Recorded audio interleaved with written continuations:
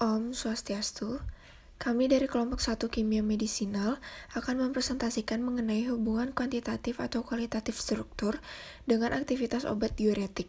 Berikut nama-nama anggota dari kelompok 1. Penggolongan obat diuretik itu sendiri ada 7 golongan. Yang pertama ada loop diuretik, kemudian ada diuretik penghemat kalium, derivat thiazida, diuretik pembentukan asam, diuretik osmosis, diuretik merkuri organik, dan inhibitor karbonik anhidrasa. Adapun farmakokinetik dan farmakodinamik dari tiap-tiap golongan obat diuretik, yang pertama ada loop diuretik, contoh obatnya adalah furosemid. Farmakodinamiknya bekerja untuk meningkatkan ekskresi Na+ dan air oleh ginjal dengan cara menghambat reabsorpsi mereka dari tubulus proksimal dan distal serta loop Henle. Ia bekerja secara langsung bekerja pada sel-sel nefron dan secara tidak langsung mengubah kandungan filtrat ginjal.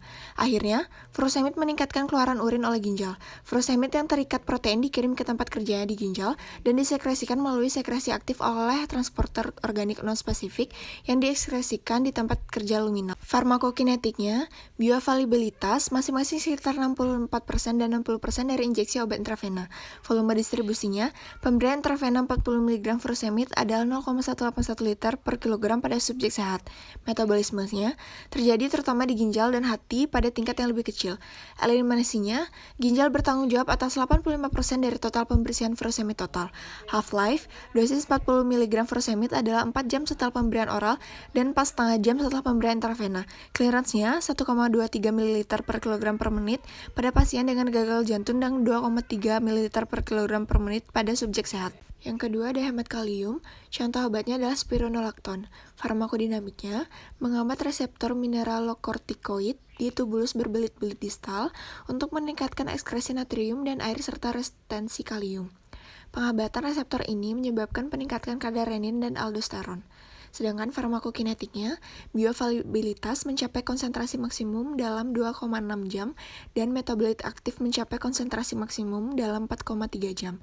Eliminasinya, metabolit spironolakton diekskresikan 42 hingga 56% dalam urin dan 14,2 hingga 14,6% dalam feses. Half-life-nya 1-4 jam. Selanjutnya, diuretik pembentukan asam, contohnya amonium klorida. Farmakodinamiknya, pengasaman sistemik.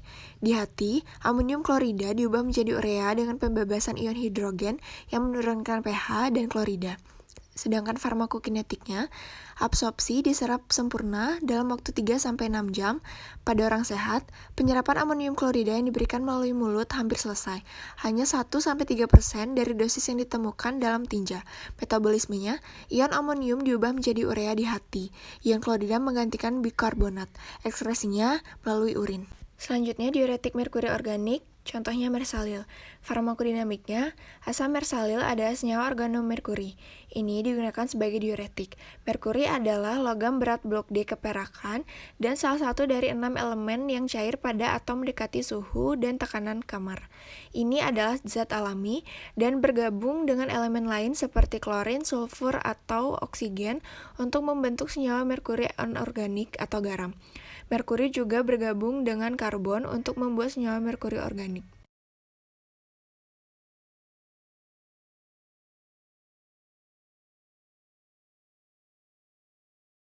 Eliminasinya, merkuri organik dimetabolisme menjadi merkuri anorganik yang akhirnya dikeluarkan melalui urin dan feses.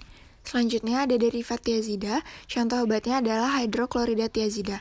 Farmakodinamiknya, hidroklorida thiazid mencegah reabsorpsi natrium dan air dari tubulus berbelit-belit distal, memungkinkan peningkatan eliminasi air dalam urin.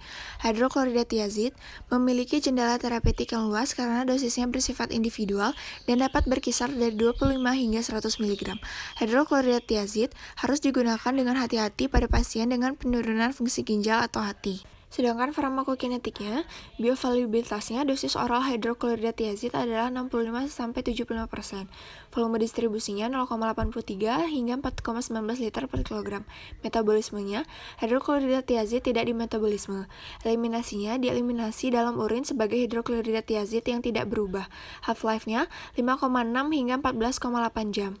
Clearance-nya pada pasien dengan fungsi ginjal normal adalah 285 ml per menit. Pasien dengan clearance kreatinin 31-85 ml per menit memiliki clearance ginjal hidroklorida tiazid rata-rata 75 ml per menit, dan pasien dengan clearance kreatinin kurang dari sama dengan 30 ml per menit memiliki clearance ginjal hidroklorida tiazid rata-rata 17 ml per menit. Selanjutnya, diuretik osmosis, contohnya mannitol. Farmakodinamiknya digunakan untuk meningkatkan produksi urin atau diuretik. Ini juga digunakan untuk mengobati atau mencegah kondisi medis yang disebabkan oleh peningkatan cairan tubuh atau air, misalnya edema cerebral, glaukoma, gagal ginjal.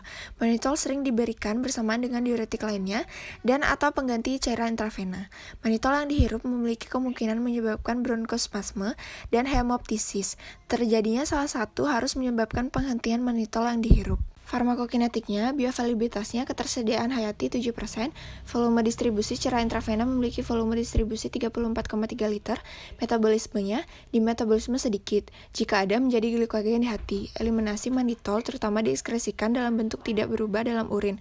Half-life-nya 4,7 jam setelah pemberian oral, clearance-nya secara intravena menghasilkan pembersihan total 5,1 liter per jam dan pembersihan ginjal 4,4 liter per jam. Selanjutnya, inhibitor karbonik anhidrase, contohnya acetazolmida.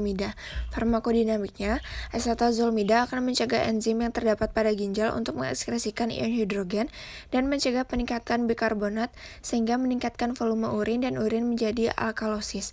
Karena penurunan bikarbonat pada serum, tekanan intraokular menjadi turun oleh karena penurunan produksi aqueous humor. Farmakokinetiknya, bioavailabilitasnya per oral onset 1-1,5 jam, durasi 8-12 jam, waktu plasma puncak 1-4 jam, volume distribusinya 0,2 liter per kilogram, waktu paruhnya 2-4 jam, dalam sediaan tablet, ekskresinya adalah melalui urin 90%.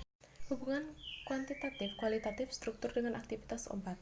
Yang pertama adalah diuretik penghambat karbonik anhidrat, di mana gugus sulfonyl harus terikat pada gugus yang bersifat aromatik.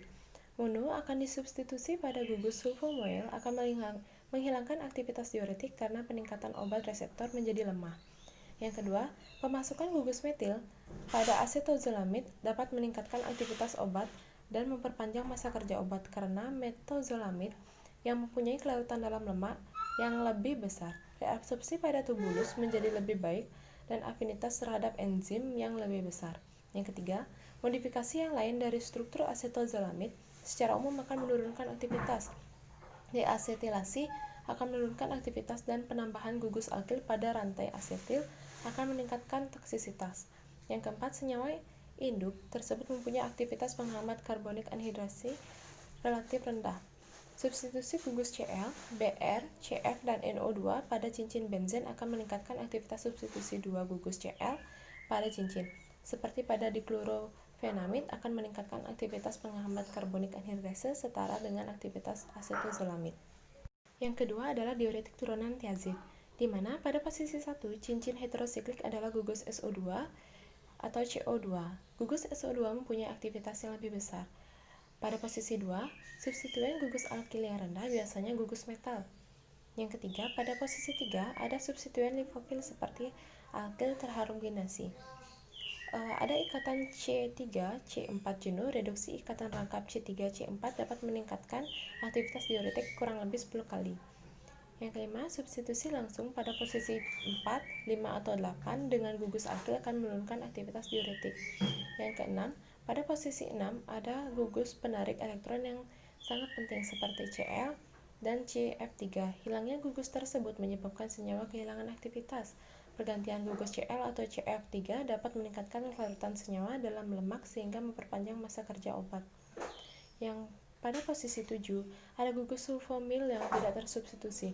Turunan mono dan disubstitusi dari gugus sulfonyl tidak mempunyai aktivitas diuretik.